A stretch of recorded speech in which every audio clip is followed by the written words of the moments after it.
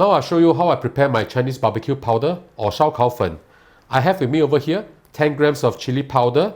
If you do not want it to be so spicy, you can reduce it, or if you want it spicier, just add a little bit more, no problem at all.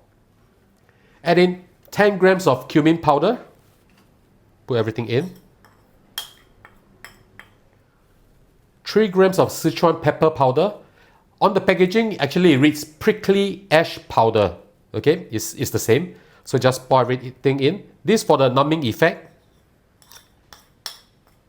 Add in also 3 grams of 13香 or 13 fragrance. I'll show you the packaging in a while. Put everything in.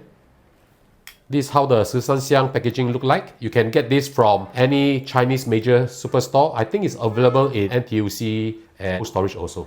Of course, if you cannot find this, you can just replace this with 5 spice powder. Not as fragrant, but still good. Next, we'll add in 8 grams of salt. Now, for the saltiness, you can actually judge by yourself how you want it to be.